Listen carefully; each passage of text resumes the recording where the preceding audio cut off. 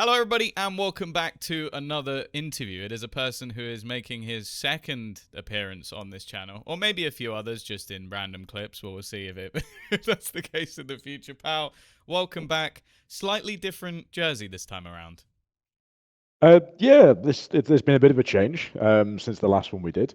A change I'm obviously very happy with. Yeah, it's a nice, it's been like a pretty fresh start to what's going to be a very, very different year, hopefully. Well, I think the last time we spoke, which the video's already on the channel, so if you want to check some of his other history, like talk about focus, etc., if that's what you were here for, I'll be honest, I think you're in the minority, but if that's what you're here for, you can check out that video. Today, we're going to be leaning into a little bit more of, I guess, firstly, your head coach role, because I think the last time you were here, you were still assistant coach, and then you Yep. just took over, I think, afterwards. So it's been a pretty drastic change, and I kind of wanted to ask, like, when it came to that decision to moving up, I know that you were very happy about it, but how did it end up feeling? Did you get exactly what you wanted from the role? And is that why? Well, I would hope so, because you are continuing forward in that role. Yeah, I mean, I love it. It is very, very different to doing an assistant, strategic, etc. kind of role. Head coaching has its own it's got its own parts, its pros and cons. You've got to love it. If you don't love it, then there's too many moving parts, there's too many different things, and it just can become far too stressful.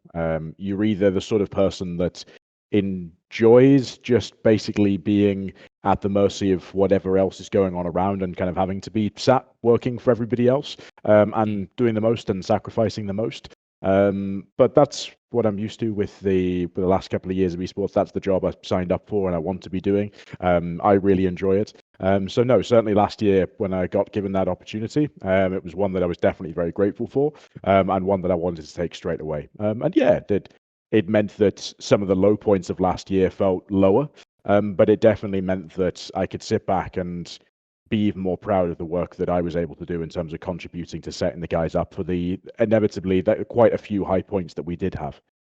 But that was sort of what I was going to touch on next. Is obviously from when you took over, you had the top 8 at EWC, third at stage 2 as well.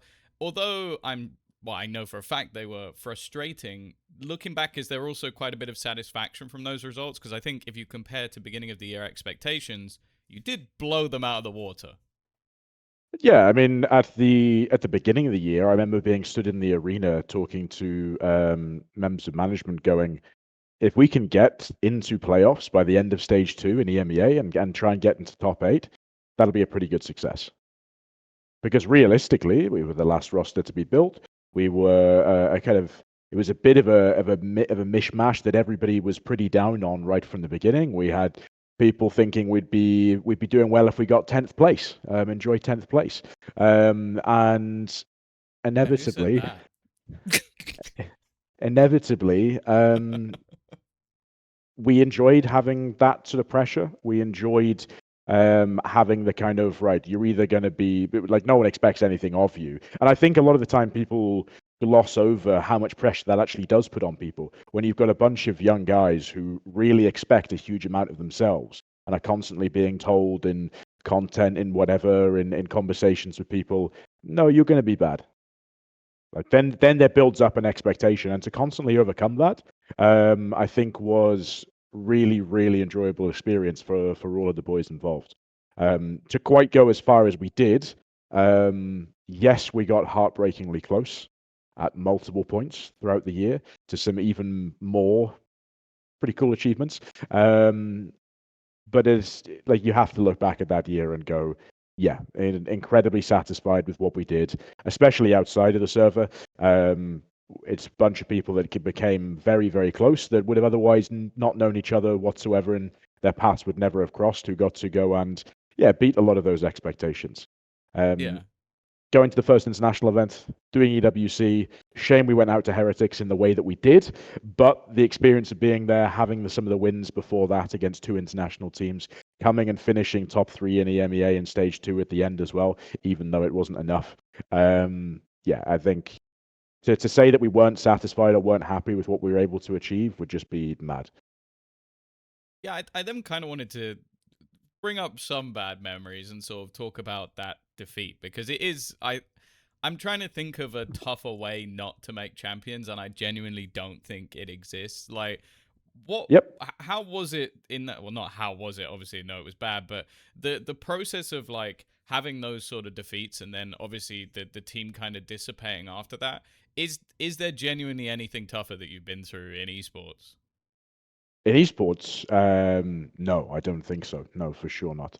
Um, because I think that final week of really feeling like we had all but secured it, Mm. to use my famous words, um, winning those first two games in playoffs in stage two, beating Fnatic of all teams again, beating Heretics, something we hadn't been able to do the entire year, a massive personal achievement for us.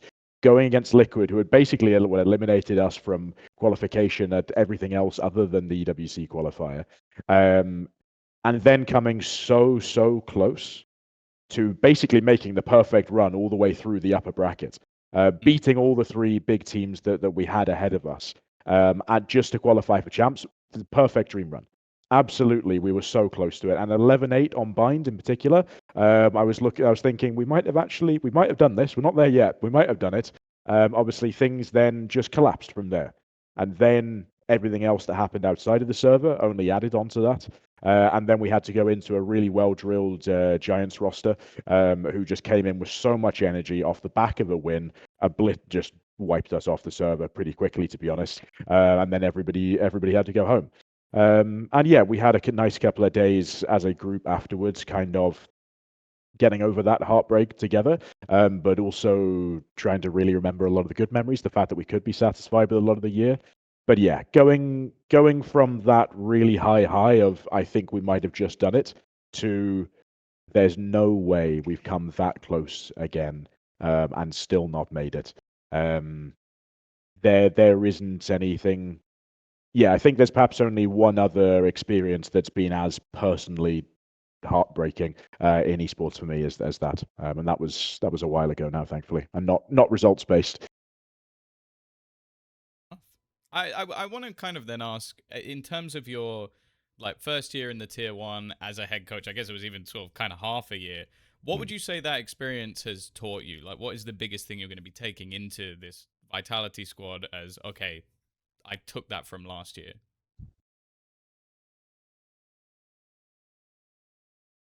There's so much, a lot of things. So much. Um, that there is. I think the biggest thing for me is that there is room for this job and these teams to be the dream that people want them to be. You work so hard. I remember like coming up through the scene. I remember being an amateur player, never mind an amateur coach, and a rubbish one at that. Thinking, no, Put the that's a stats very on long way screen. off No. in the. It's a very long way off in the future. But this is what the kind of dream is, and it's the same for so many players. And I came in last year, and right, first time at the arena, first time getting to actually properly work with players, not just on a boot camp on for a week or two in person, but literally living, grinding, working together all of the time. Um, and you can, if you have the right approach to it, turn it into the dream that everybody wants it to be. That people move hundreds, if not thousands, of miles away from home to go and do because they've all got that same vision for something they really want to enjoy. And that was a big thing for me. That was kind of a big test for me: is are these sacrifices worth it? I think last year proved to me that ultimately, career-wise, and it certainly is, yeah, and personal life-wise, it certainly is something that I want to continue. I want to chase. I want to be much better at it. And it also showed me that there is so much more room to be better at it. I came in with questions and things that I'd prepared of in my own like skill sets to kind of put to the test. Mm. But it just gets stress tested so much where you go week in, week out, with right how you prepare for games, how you handle everybody individually as people, how you prepare them or help them prepare themselves. Your systems, your ways of doing stuff get stress tested. And I think I remember having conversations with some people and going, essentially, a lot of the focus in EMEA is right, who can reach those masters and champions level qualifications? right, what do you need to get on the plane, so to speak? And without giving all away, everything away that I think about what gets you there and what you need to have, I think ultimately there is I came from a background where a big focus on the strategy and the logic behind everything. But ultimately, this is, no matter what people call it and look at it as, this is a game played by human beings. You've got to make sure that your players, the people that you've got in front of you, are set up to be responsible and hold themselves accountable for their own performance on the stage. It doesn't matter as a coach whether you are the most knowledgeable, whether you have the most perfect strategy, whether you have the best idea of how to do things. You're not in the server. As much as we would like to be a lot more, ultimately it's just about purely setting up the guys that you have on that stage to go and do what they are already often exceptionally good at. If you can do that well, you'll get to the international events. And that's where I think ultimately I didn't do that well enough last year. Once you're at those international events, then you've really got to look at your systems, then everything in detail. That's where you're really you're min-maxing. You're trying to optimize everything just to have that one extra edge over the other team on the day. But I think certainly it taught me a lot about what does it mean to compete in the EMEA. Where in terms of my coaching skills do things get stressed, and essentially what are the win conditions for a successful team in this region. Hmm. I then wanted to just go like a slightly different direction and say like, is there a part of you that's quite sad you don't have like another year of the journey with the same group? Because I think a lot of people, as said, like even when you were doing decently well, still didn't maybe rate you as highly as they do now. Like that BBL squad in post has an awful lot of hype around it. The man behind you, especially with quite a lot of it.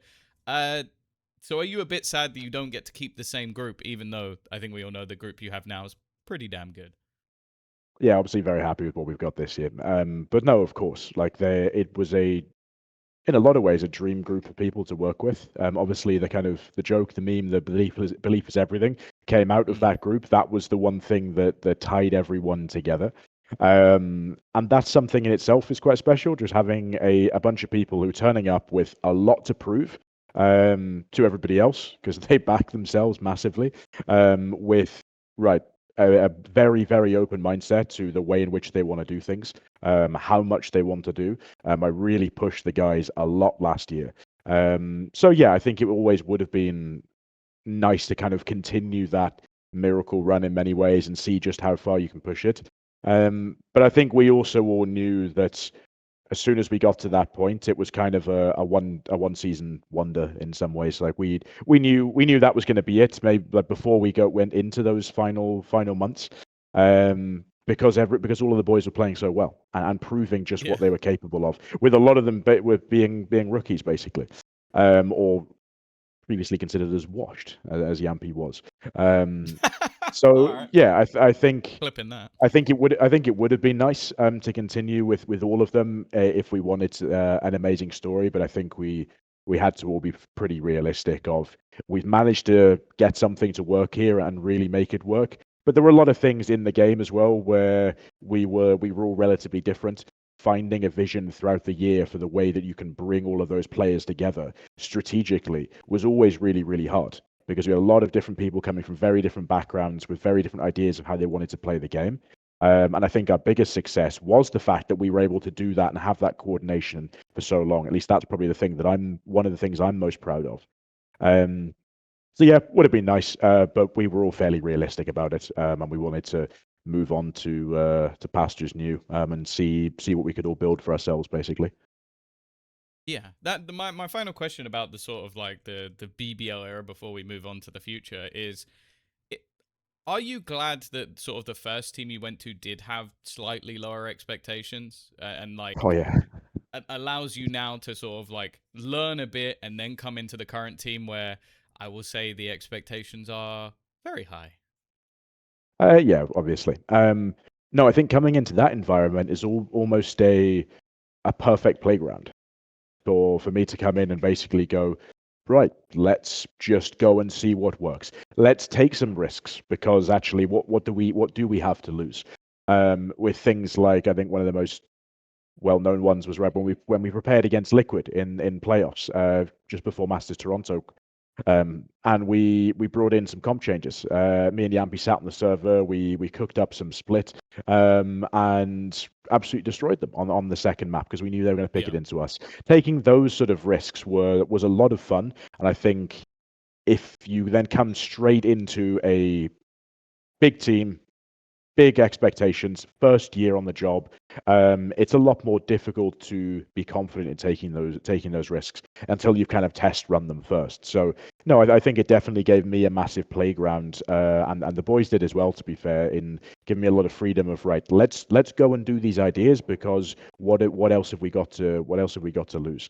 So definitely made things easier in terms of me adjusting to stuff. There weren't really eyes on us for a huge amount of time, so we could perhaps get away with not being the most robust strategically all the way through the year, or certainly within the first half or so until we started building a bit of a name for ourselves. And then after that, right, okay, we tried a bunch of stuff. We got used to ourselves a little bit more. It gave us that breathing room and that playroom. And then from there, yeah, we wanted to make the most of it. This year, a little bit different. Yeah, just a little bit. Fair bit of expectations. Yeah. But obviously that's something that we're all embracing massively. And to be honest, most of us really enjoy. As many will know, especially if you've clicked on the video, it probably said it somewhere in the title. You are now with Vitality. I kind of wanted to ask, once the year ended, or the time with BBL ended, how quickly did things move towards Vitality? Like, did the offer come in immediately? Was there a little bit of sitting around? What am I allowed to say? 4 days from when we lost. That's and when we quite lost to quick. Jacknex. They get who Yeah. they want. That's what I've heard. 4 days from where we started conversations. Obviously, things didn't move. There were negotiations, and I was lucky to have other conversations to be having with other people as well. But yeah, they were certainly the first to strike up interest and to make contact with my agent and with BBL as well, obviously. Obviously, no expectations to say who the other offers were, but comparatively to those offers, what was it about Vitality that you went, okay, they have something that gives them the edge? For me, the biggest reason why I was coming here in the end was just the players. Like the fact that I could have Derke and I could start building a system around him or with him quite early on. The fact that I have someone just as talented, with a lot less experience, like Sayonara, who could be someone that really steps up to make a difference in EMEA this year at an international level. No one else could offer those kind of things. There were a lot of other organizations that I was very lucky to get very, very good offers from, who were really, really willing to give me a huge amount of freedom to kind of work my vision into things, and were willing to really support me in that. But Vitality have done all of those things and had the beginnings, the foundations of what I thought could be the best roster. Ultimately, I was looking at this year, looking at my own career and going, you can have one kind of good, somewhat fluke year potentially with a team that had no pressure on them.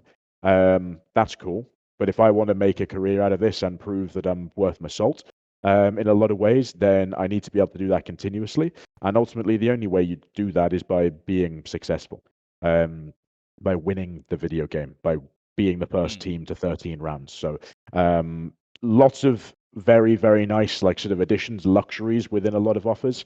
But ultimately, Vitality was the team that was going to set me up best to go and help people achieve things that they're proud of, which for a lot of these guys is winning the video game. And that's ultimately what I'm trying to get out of my career for as long as possible, basically. Yeah. I then want to sort of touch on it because you mentioned obviously Derke is already on the team.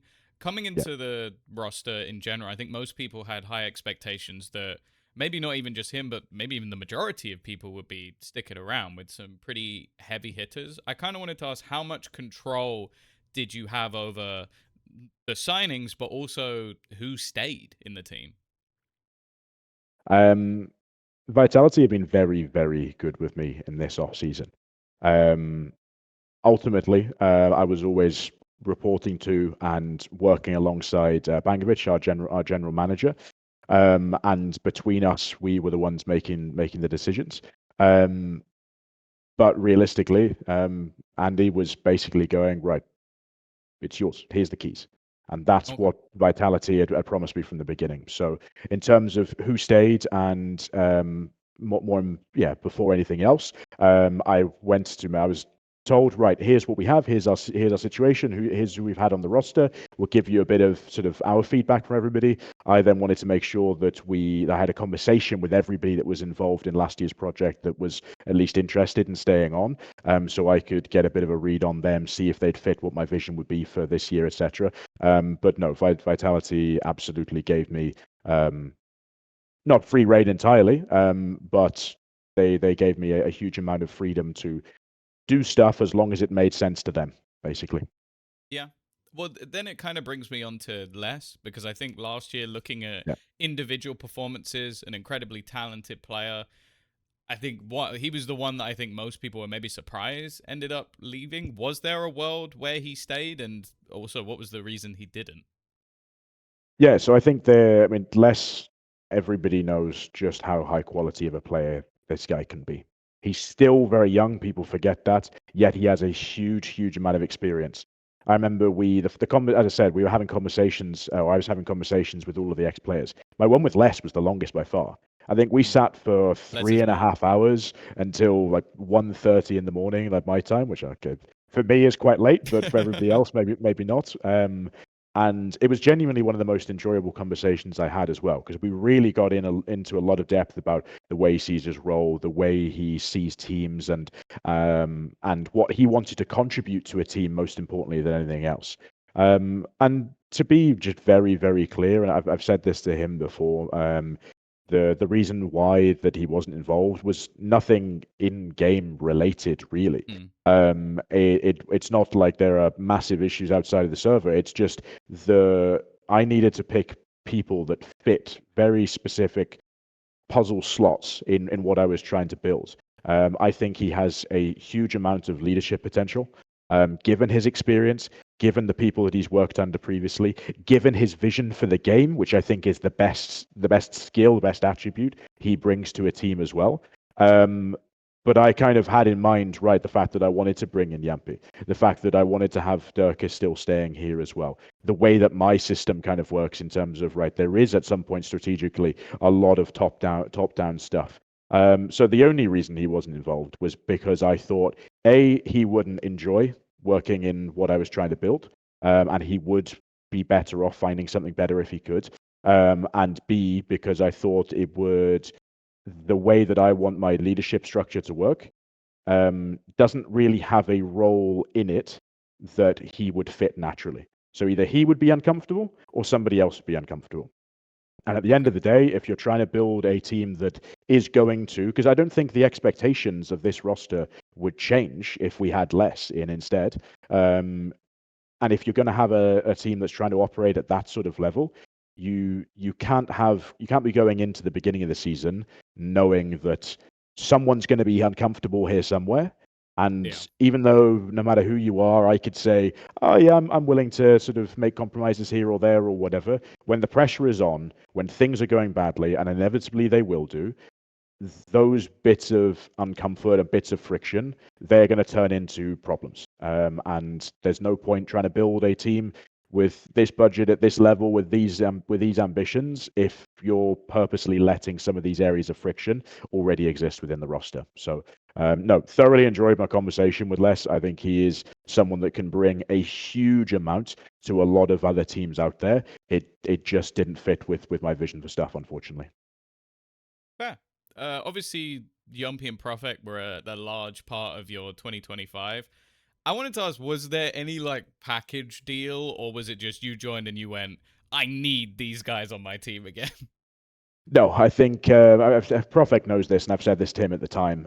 There's always lots of players on lots of roles that you want to have a look at. We had other people that we had on like our kind of shortlist potential interview list for Smokes players as well. Mm. But ultimately, before we even got to the trial, the in-game trial stage, Profek just proved to be the best fit in what we were trying to build. So I was looking for reasons to not take him. Basically, because I knew that I would automatically be a bit biased in that Yeah. conversation of who's the best sort of smokes player or the best fit as a person on that role. So I looked for reasons to take other people instead of him. I just couldn't find any reasons that were good enough, to be honest, given how well he fits in with the other personalities on the team, how brilliant he can be in the game, but more importantly than anything else, just how brilliant he is at getting better at both mental performance stuff, in strategic performance stuff. He's just very, very good at being committed. We have a very trusting relationship. So it was an obvious no-brainer from the start. Did look for reasons not to bring him in, but just no. There was no reason to take anybody else over him, essentially. Mm. As for Jamppi, we sat down in, I think this is the most relieved I've been in the last 12 months, when we sat down in a local cafe after we finished the season. Just him and I, and we were going to chat about how things had gone and how we were feeling, because I think the losses at the end of the season probably hit us, I'd say, harder than anybody else. I think instantly the rest of the guys were pretty down about a lot of things. Jamppi and I went straight into our normal first 24 hours, respond back to things, planning, whatever. When we realized we didn't actually have, there was nothing else to plan for, that was us done, I think things started to settle in a bit more for us. So I think we were both coming to terms with what had happened emotionally. And so, yeah, we wanted a bit of time away and to ourselves to discuss plans for our future. And when Jamppi turned around and basically just went, I want us to stick together, it was the biggest relief in the world, because that's all I wanted going into this year. Was wherever I could go, I just wanted to take him with me. So came here and basically said to them from the beginning, I've got this vision for how a team can work in and out of the game. This is what I want to do. This is what I want to build. Piece number one that has to happen if we're going to get this is Jamppi. Because what this guy brings in terms of his creativity in the server, his ability to lead, and his just personality as a human being outside of the server, and everyone who's ever met him or worked with him will know this, is unlike anything else. I do think he has the potential to be the best IGL that we've had in Valorant. He's not there yet, for sure. He's got a lot of work to do before he gets there, and I'd like to remind him of that quite often. But the potential that this guy has, and for how well he fits my vision, I cannot find another IGL that I would trust more. And that for me is a really crucial thing. As soon as I trust him, then that allows me to lead and work and coach him at a completely different level. And I know that when we get into that server, it means that I trust him. He's going to work and support his players, and then he's going to trust them. And that system of trust works all the way down. And ultimately, that's the biggest thing behind what we've built this year. Okay. Well, the other sort of obvious staying piece was Derke. I don't think anybody ever expected him to go anywhere, but he still looked pretty good, even in a year that didn't work well for Vitality. What has it been like over the last few weeks, being able to work with him in scrims? Does he match the hype, I guess is what I'll say. I wasn't sure when I was first looking at Vitality as an option, because obviously I only saw really the Derke of early Fnatic, and then I saw the Derke of last year, and you've got a lot of young players coming up, etc. And I asked someone that pretty much exactly that question before, that had worked with him. Does he still got it? He's got it? Yeah, absolutely. Came in first day of scrims, if that. I just went, this guy's quite good at the video game. Absolutely, Derke matches the hype that he still has around his name. This guy could still be winning trophies for the next 5 years at the highest level in the game. He has all of the talent. He has the self-awareness to be able to deliver on being a brilliant duelist. He led the way for so many years, certainly in EMEA, on what does it mean to be a duelist. He absolutely has the possibility to do that again. The amount of stuff and ideas we've been exploring with him throughout this off season, a lot of the time that he's bringing to us, going, I want to try this. I want to see new stuff. He's not interested in just doing all the old stuff that he knew he was good at 2-3 years ago. He wants to be on the forefront, the leading edge of, what does it mean to be a brilliant player that is mastering the role that he's in?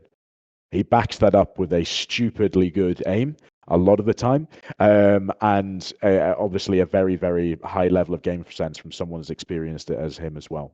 So no, Absolutely no reason for him to go anywhere else. I'm very, very happy we could keep a hold of him.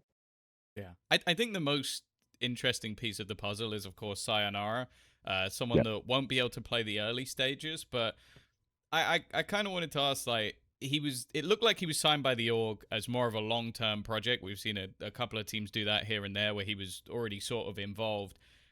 Was there an option of you getting to choose to keep him? I know that that's a weird question, but when you have like a 17-year-old who's already on the org, you come in.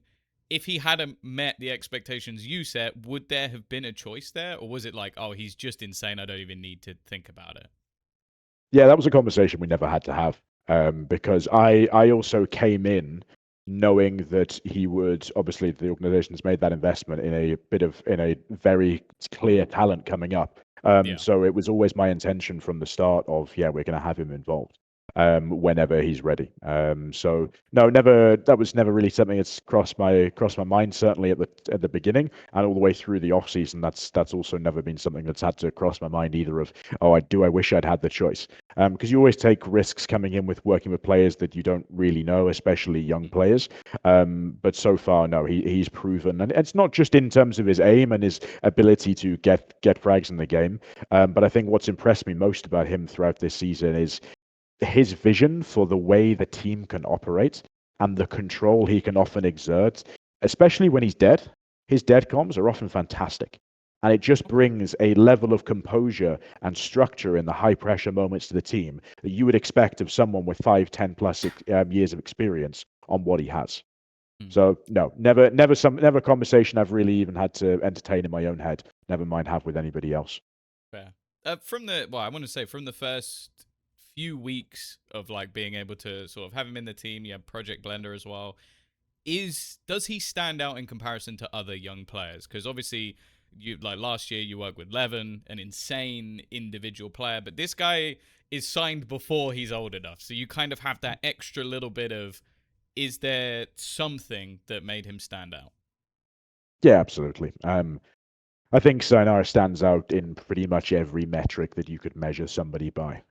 You look at this guy's raw aim, the shots that I've seen him hit in scrims, in official sometimes as well, are genuinely some of the best shows of mechanical control, of mechanical skill, of the physical, the somewhat limited physical side of esports, or FPS esports at least, that I've seen. He is absolutely at the highest level that I've ever seen from any player. Um, with his team play stuff. As I said, with he has this ability to look at and understand situations of and just go, no, this is what makes the most sense for us to do. It can be at not so much at a macro level all the time, but more so at a micro level. From his experience in the game, the amount that he's been grinding. Hey, if me and you do this at this time in this way, we're probably going to come out of this situation on top. And just having those little bits of input, whether in VOD review sessions, for example, or those little bits of just quick on the fly comms that coordinate his team around him, it makes such a big difference because it's either setting himself up to have one of these flashy, high impactful moments, or he's setting up somebody else whilst working with them to also do the same. But then on top of that, you look at, right, the things that you don't expect from young players, right? Their ability to communicate very, very effectively, often very efficiently in game, in the middle of rounds. It just makes everybody else's lives easier. Like that's one of my golden rules of comms. Just say what you need to say, but in a way that makes your teammates' lives easier. I think that's something that he often actually excels at without perhaps even realizing. So yeah, I've been very, very lucky to work with a lot of very young, talented, up and coming players. Look at Levin last year, Woot, another standout in EMEA that I got a limited time working with, albeit remotely. Very, very good players. Sayonara is absolutely or is capable of playing on the same level, if not higher, as people of that caliber. Okay. Do you worry at all about the additional pressure that's going to be put on him? Because I think back to, for example, Woot's debut when it came in, I think it was like week 4 in stage 1. I think it's going to be a fairly similar time to what will be Yeah. the case for Sayonara. It creates a lot of additional hype in the community. Like, okay, this guy's just turned 18. He's going to play his first game. Is that something that's on your mind as a coach? Um, yes, because it's something we're preparing for. Inevitably, you have to. Um, But I'm also confident in the fact that this guy isn't too bothered about what everybody else thinks. He knows how good he is. He knows what he wants to be. And he also knows that as long as he follows what not only I give him, but also Scutt gives him, and perhaps more importantly than that, our performance coaches give him in terms of, right, this is how you can prepare for it best. This is how you can set yourself up best. He's going to be in a very, very good position to go and do that. He also knows he's got a very long season, and if he plays well and plays consistently, as he can do, a long career ahead of him. So that first game won't bother him too much. If it goes badly, okay. He's got a team around him that absolutely trusts that he's going to be able to deliver on that high potential to have impact. Maybe not even the next game or the next game, but by halfway through the season, by when we're aiming to peak and really looking to achieve the results, everybody in this practice room trusts that he's going to be able to do that. So, yeah, if the first game doesn't go well for him on an individual level, sure, I'm sure he won't be too bothered. It would be nice for him to come in and have Yeah. a star debut that goes down and everyone clips it and goes, "Well, this guy's the next big thing," and whatever. But yeah, it would be a nice thing to have for his confidence. But as long as we ease him into the season and he starts building himself up towards performing at the level he knows he's capable of, and he sees that everyone still is confident in that, then it won't bother him too much. Okay. And just the last question about Sayonara, was there anything with him that you think maybe surprised him coming into a tier 1 team that was very different to the tier 2 that he went, oh shit, I'm gonna have to learn that now? Absolutely. And I think the biggest thing was when you're playing in officials with some of the players that have the experience that his teammates do. I think the biggest thing for him to realize was, right, it's not all just on him. Mm. Like he gets to doesn't have to sit back and coast and ride on the tail feathers of people like Derke or Kron or Jamppi or Profek, but kind of almost hold on. No, I've got a bunch of guys around me who trust me to do my job, that I can really, really trust to do their job well. I just need to think about myself, but in a different way. Not Mm. just think about myself and ignore everybody else, but everything else is covered. I can sit and just do my job and do what I really enjoy and do what I'm really good at. And I'm gonna have fun doing that as well. I think that does add a little bit of pressure on because I think when we've played officials previously, you've seen the likes of right Derke and Kron, even though it's been online and so on, really performing well. Yeah. It's kind of sets the standard for no. If you want to be world class, this is what you've got to look like. And one thing that I was really really pleased about his progress throughout the off season was just how quickly he adapted to that. At first officials, it was kind of like oh okay, here we go. This is what it's like. And then by the time we got to the end of how long we played in that event for, absolutely someone who looked way, way more comfortable being in this group, having those sort of set of self expectations, and also still just being able to deliver on that role. So I would say definitely our team operates internally in a very, very different way to hopefully most teams, never mind sort of tier 1 versus tier 2 teams. And I think everyone's been slowly adjusting to that. It's not just Sayonara, but obviously without him having that VCT experience previously, it was probably the biggest jump for him for sure. Well, last but not least on your roster, definitely not least, you signed arguably the number 1 player in EMEA, maybe some would even argue the world, and someone who's in the GOAT category. When you joined Vitality, be honest, did you think that was possible? No, not a chance. No, no. I still remember being sat on the sofa actually, just behind me through here, hearing that it had happened and we had managed to get him. And I just thought, I don't know what I've done. I'm going to be cursed for the next 100 years of my life. But we've managed to get him, and he's The absolutely monkey lived up paw. to. Yeah, absolutely. He's lived up to that. So no, it was not something that I thought was going to be realistic. There was a lot of stuff going around of right. Are we interested in a player like Chronicle? Are we interested in him in particular?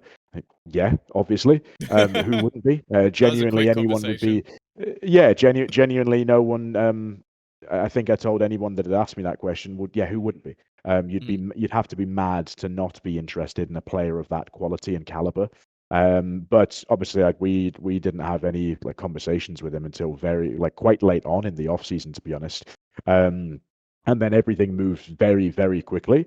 And suddenly I've got Chronicle on my roster. And I'm going, well, I'm a very, very lucky man. So no, and it's been a pleasure working with him since. So no, certainly didn't expect it. Didn't look like it was going to happen. With conversations didn't start for a very long time, and so yeah, it then all happened very quickly. Well, the next question is a dumb one, but I thought I'd put it in just to see a look in your face. Did he have to trial?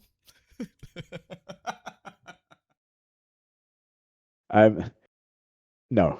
I No. think the him trialing was me sat in the crowd at Champions Paris watching the Yeah. final. That was his trial. As has been everything that he's done before that. So no, we didn't put him through a trial process. Funnily enough, Yeah. I say that we kind of did. We had the way my trial process works is essentially I do sort of basic scouting and then have an interview process as the first kind of or the second round of that process before anybody gets into the game. I need to have an interview with them first to see if I think they even fit the vision, etc. So we had a conversation when we were finally allowed to do so, and that was kind of a big make or break moment of if that conversation had gone badly and he wasn't a fit for what we were trying to do, then we would have had to really reconsider stuff. There's no point in just signing someone who is a brilliant player if they're not going to fit what you're going for. Thankfully, as I'd been told, he was not only a brilliant player, he was also a brilliant fit for what we wanted as well. So that conversation, thankfully, went very well, and then it was obvious from there on that we didn't need the rest of the trial process. Rather than no trial process at all, it was just we didn't need the rest of it, You basically. didn't need the in-game bit. Yeah, we knew he was was kind quite of good at good at that that one. bit. So yeah, exactly. But out of curiosity, because obviously from like a fan, from a caster perspective, we know why he's considered to be so good because of the clips, because of the clutch moments. But is there something like maybe from a practice standpoint or from a personal standpoint that you go, okay, he is just different to everyone else around him? There's so much that Kron has over everybody else around him. To be honest, Truck I simulator? think yes, he's a better Euro Truck Simulator player than I think anybody else in the world. He's definitely the goat at that. But I think jokes aside, I think that also gives a very good insight into into his personality, or at least the large amount of it that he expresses when he's in the team. This is someone who knows how to be committed and resilient towards an end goal, like I think no one else I've ever seen. He is someone who turns up every single day with every single scrim, trying to answer the question of how can I win this? How can I put myself or my team in a better position to be able to come out on top? He is a serial winner of the video game because that is what he loves doing.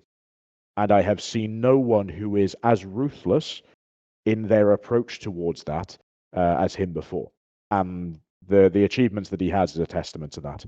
I think the way that he's been developing within our group and our environment and the way that he's gelled and meshed with everybody outside of the server just as much as in it is also a testament to just the fact that he's a very nice guy as well, which makes working with him like as players, as teammates, so easy.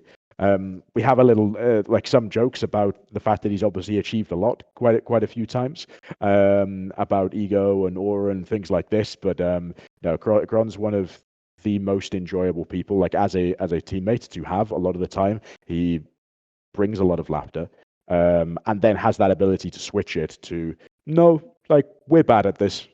Like this is what we need to actually be getting a lot better at, because that's gonna make us win the video game.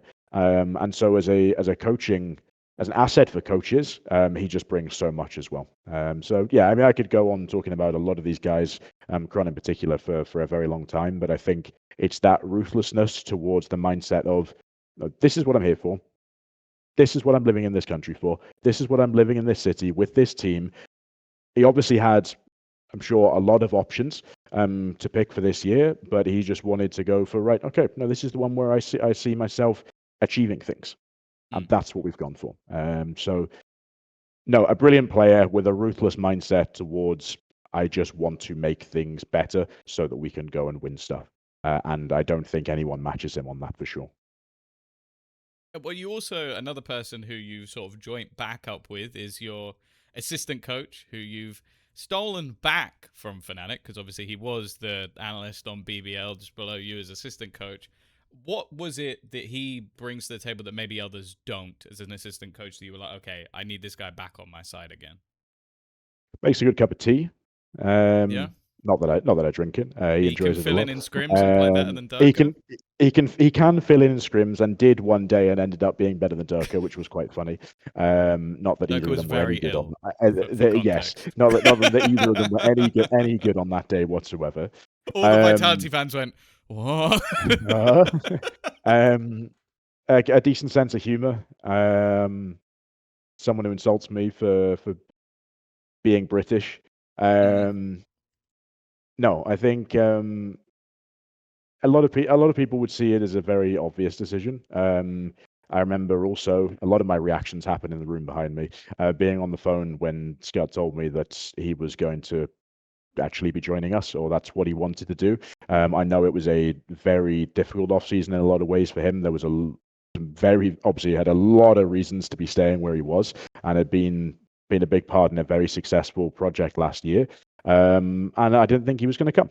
I know he was in a lot of different minds about different things, and ultimately chose to come here. I roared throughout this office because I know the impact that he can have. To me, straight up, like he is essentially our strategic specialist. We all collaborate in a lot of ways on a lot of different things. But this guy is the best in the world at what he does. So I would be stupid not to have someone as talented who is also able to keep me in check, to criticize a lot of the stuff that I do, who has a brilliant brain for how coaching should work as a whole, given his previous experience in and out of esports, but also how leadership should work, also how the out-of-game stuff should work. It was also someone that I then can trust massively, and we can have a lot of very honest conversations between each other as friends as well as co-coaches, essentially, in a lot of ways. So it was a bit of a no-brainer that, again, I didn't think I was going to be able to get. I had a lot of conversations with a lot of other people, but ultimately, given what he's capable of, purely strategic coaching-wise, never mind all of the other stuff, never mind the fact that he's now got all of this experience doing very deep runs at international events, which I don't have any of because we didn't really qualify for any. It was a bit of a no-brainer. Yeah. Well, as many people will know, going into kickoff, obviously we mentioned that Sayonara won't play. Of the players that I think Vitality had available to them, you've gone with Unfake. What was the reason behind that decision? Because I think there were some looking at it and going, okay, maybe Sivov would have been a slightly better fit. I think Sivov's a great player in his own right in a lot of different ways. But again, it's quite similar to the last conversation of what makes the most sense for what we have. When we've been building stuff out throughout this year in terms of players, in terms of coaching staff, it's been very, very important to me that we have a very clear criteria of, right, what are we actually going for? If we could design the perfect player or coach in theory, what would that, to fit that role that we're trying to sign somebody for, what are we going for? Right, and then you try and find the person that matches closely to that. Not the one with the biggest name, not the one with the biggest talent. We're lucky that I got to, for Sayonara's replacement, got to choose between some very talented players. It's not about this person lacks talent or this person isn't good enough or whatever. It's just about, okay, let's make our decision-making processes not simple as possible, but as streamlined as possible. What's our criteria? What's the target we're aiming for? Who fits that best? And that was Unfake. Why? Because this guy slips into our system almost seamlessly. Without the week of practice that we've had with him, it's like he's been here for 3 months already. I did a bit of preparation work with him in the background, and because he has his previous IGL experience, he understands a lot of certainly the macro level concepts, the way we want to structure stuff on a team level very, very quickly. Okay, great, right. That means that we can start doing the same stuff and working in the same way without having to make adjustments or changes for him that allows everybody else to still be at their comfort levels, that allows everybody else to still play and benefit from the things that we've been building throughout the off season, and ultimately the things that we also want to go back to when we have Sayonara as well. And that's also a really, really important piece of which player allowed us to keep the ship going in the same direction, and just have somebody else come on board for a period of time without having to make these big adjustments for them that might potentially work to the detriment of everybody else in the team. So with his IGL experience, with the fact that very nice guy, very calm, very cool, collected under pressure, someone that's going to really thrive in that kind of a brand new environment compared to last year. When we get to that first stage appearance, someone that I can really trust who's just going to go and do his job, absolutely be solid, and then frankly will have, I'm sure, these moments of brilliance that we know he's capable of as well, and he knows he's capable of, that perhaps other people don't realize he's capable of, I think. Yeah, it was a quite obvious mix, and he was by far and away the best fit for that criteria that we set out in the beginning. Simple, cool, calm, collected, has the talent when he shows it at certain points, and I'm sure he will. But ultimately, he fits the system with the least friction possible. Okay. Well, recently we did see you play in Project Blender. Although you suffered a couple of defeats exclusively to Eternal Fire, were you happy Good with team. how the team was able to perform in that event? Yeah, obviously. I think there was a lot of growing from official to official. Off-season tournaments, especially for brand new teams, I had the same last year, are always great for that, especially when there's best of ones. There's a lot of pressure put on these games. You have to perform, or you're just out. Or there's just single elimination stuff. You're just gone. Yeah. It is fairly ruthless. There's not much margin for error. That just allows you to learn so much. And I think for us, we came into that first game and played pretty terribly because it was everybody just getting used to that sense of, okay, it's a new team. We don't really know how each other responds in officials. We've spoken about how we deal with stress, but it's very different experiencing that. We don't know really how each of us are going to respond to, okay, we're in a new team with very high expectations. Losing in the off season in a tournament where there are teams from competitions outside of VCT. Is that a good thing? Is that a bad thing? What do we think of that? How are my teammates reacting to it? There was a lot of growth very, very quickly between games. And ultimately, yeah, we lost 2 games to a very solid team in Eternal Fire. I think I've given them credit on publicly before, but certainly also privately. I think they're a very, very solid outfit that absolutely deserved to go as far as they did do in the competition. But we took more out of it than I expected us to, in terms of the players getting comfortable doing stuff under pressure with one another. And yeah, we learned stuff about our strategy. We tested things, etc., etc. There were obviously restrictions, like Asian comp restrictions about that tournament, that then changes things up in a lot of ways. Yeah. Which meant that it wasn't a full test of everything we had in mind or anything like that. But yeah, more than happy with what we were able to learn about ourselves coming out of that event. I think everyone was quite, especially Jamppi, was quite satisfied with it, to be honest. Okay. Oh, going into 2026, you sort of mentioned it that expectations are now, I was going to say a lot higher, but they're through the roof. Like, what would you say your realistic goals are for this team? It's very simple. Put ourselves in the best positions to win stuff. Like, winning is not up to us. Winning will come as a result of us doing the right things. And it's something that we're very, very big on here. It's not, you can't control all those outcomes. You can only be ultimately proud of what you can control. At the end of the day, we are playing lots of different people who want to beat us just as badly, if not more so, than probably anybody else in a lot of ways. So we can't control that end result. Do we want to be putting ourselves in position to win trophies? Yeah, obviously. Who doesn't? If anyone's rocking up to VCT and doesn't want to be trying to win domestic trophies, doesn't want to be trying to put themselves in for a shout of winning some of these international trophies, then they're probably not in the right business, to be honest. They can paycheck steal and in somewhere else, but not in this group. We had a goal setting conversation right at the beginning of the off season with who we have here, and ultimately there was not a single mention throughout that of a trophy or a result. Everything else was based on stuff that we could control. Without myself or Scutt or performance coaches having to prompt that or move them in that direction whatsoever. They came away just wanting to ultimately be proud of what they have this year. We want to build ourselves our system of fundamentals, the way that we do things, the way that we play, by the time we want to start peaking throughout in the middle of the season. And we want to try and master that. And we want to take that and test that and run with that against some of the best teams in the world. Because it's those sort of little adventures to hopefully far-flung corners of the world to go and do this video game with each other. That's what the guys are looking for. And I think realistically, we obviously should be aiming to go to all of these different parts of the world and test that and have that fun and have those memories and bits of enjoyment together. And if we then do the right stuff in and out of the game, then yeah, there is absolutely no reason why we can't be going and winning trophies. Yeah, exotic places like London. That's the one that you're talking Yeah, about. true. That's a bit of a disappointment. Maybe we'll miss out on that one. In the same way I missed out on most last year. But to be honest, I think just even the idea of getting on the plane with these guys and seeing them wander around London would be quite an experience. So I'm happy with that. Yeah, I'd look forward to seeing Profek, especially walking around London. I think that would be fun. Yeah, I think there'd be a lot of people that would enjoy seeing that. But yeah, hopefully some of the other places as well for this year. Yeah. We'll see.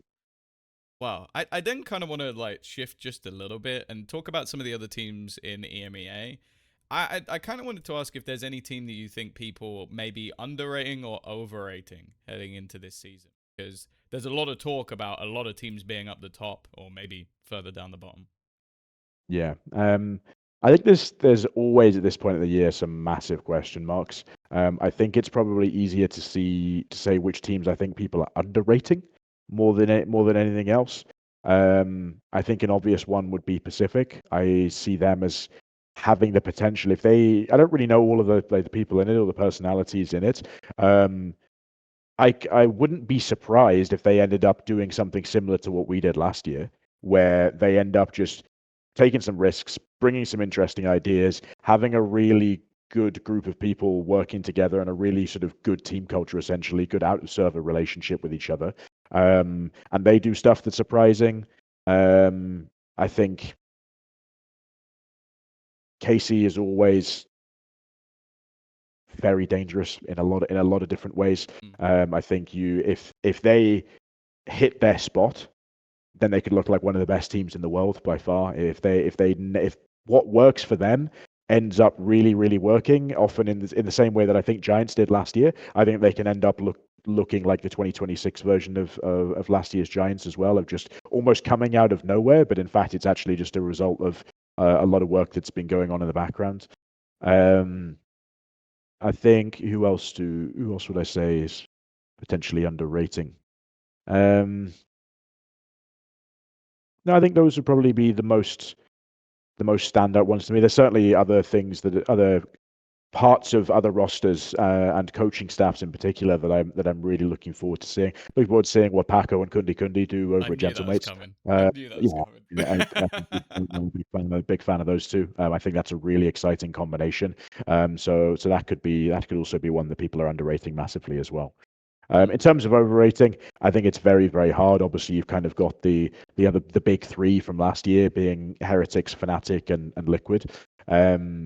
Big changes over at Liquid, smaller changes at Fnatic and Heretics. It will be hard to overrate any of those groups given what they've proven and the fact they'll be keeping a lot of the structure even over at Liquid, where they're keeping coaching staff, IGL, etc.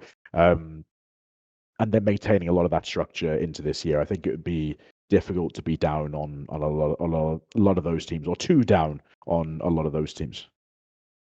I then want to talk about your opening matchup or matchups. Like, your first game is obviously against Ulf, but it's the Ulf with 2 stand-ins. So yeah, I kind of then want to look a little bit more at the next game, because I think most people's expectation is you'll win that one. It's 2 stand-ins and they're the Ascension team. If you don't, we have a different conversation. We'll come back to that.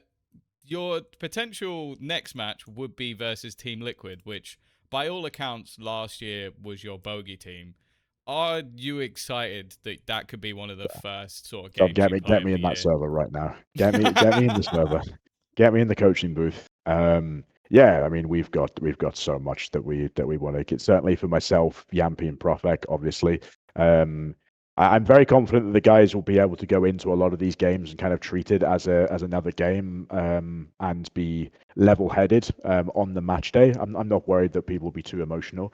But will a lot of these fixtures, especially that one against Liquid, fuel us and have us ready and have us working really hard in the lead up to it? Yeah, you're absolutely right. It will. So no, I think that's kind of the state that we're all in at the moment. Is we're looking forward to these games against these sort of teams more than I think we've ever been capable of. Certainly for the three of us in the last year.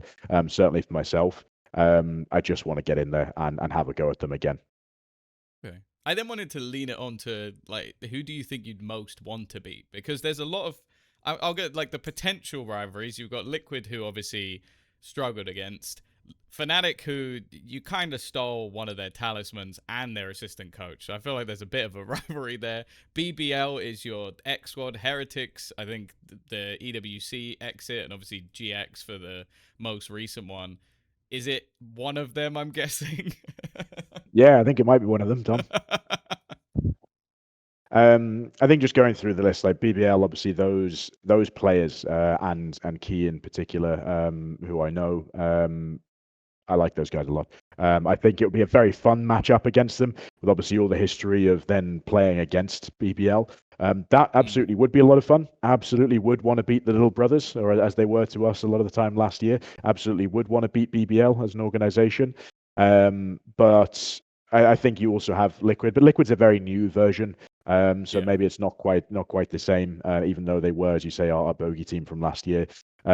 Heretics, we've done it once now. I think obviously they've upgraded. It was a different circumstance now, obviously. But I think always, given the quality and certainly in EMEA domestically, the consistency they've shown, it's all that would always also be a massive result for us. But no, the obvious one is Fnatic.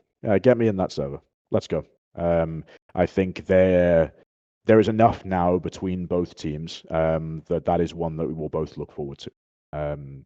I'm very confident when it comes to it. I think we will prepare well for it, and I will relish the opportunity to have a crack at them for sure. Okay.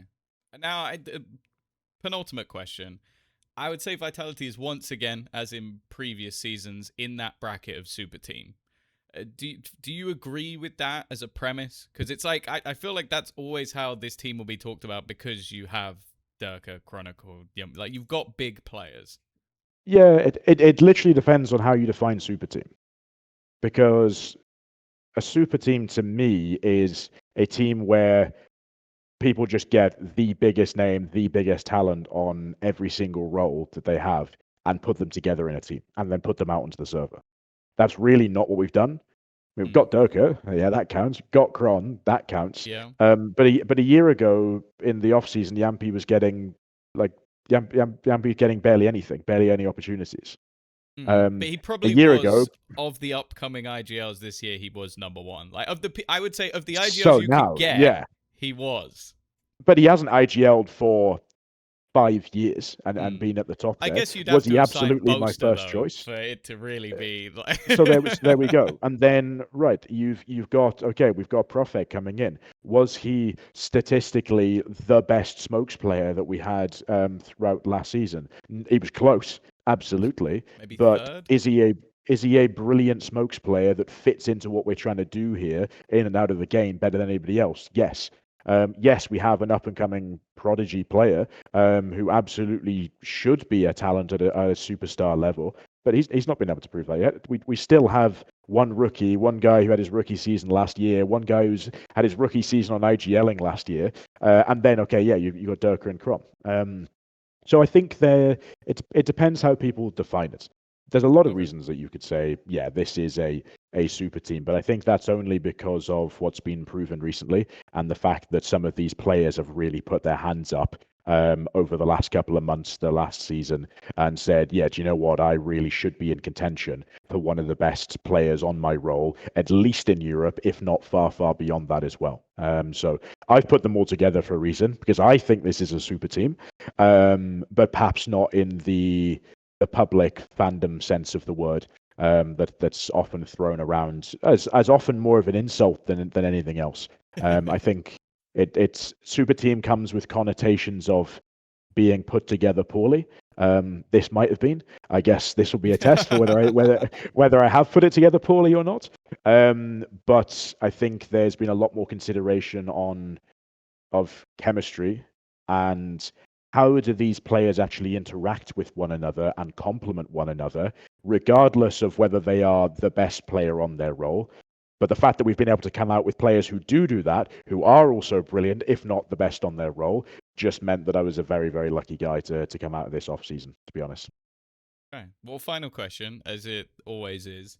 I'd say in the past, especially with BBL, your belief is everything. You've been a bit of a wordsmith, and especially when it comes to like fan service. I wanted to ask, do you have anything to get the Vitality fans ready for the 2026 season?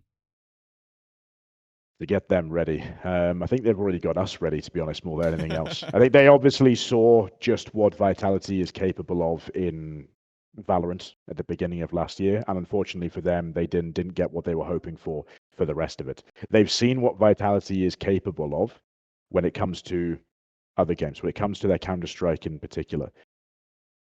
Vitality has made that same promise to myself and everybody else that works in this room that they are here behind us as an organization and that we together are aiming for the same sort of levels of achievements over the next couple of years as the teams like the Counter-Strike team have been able to land.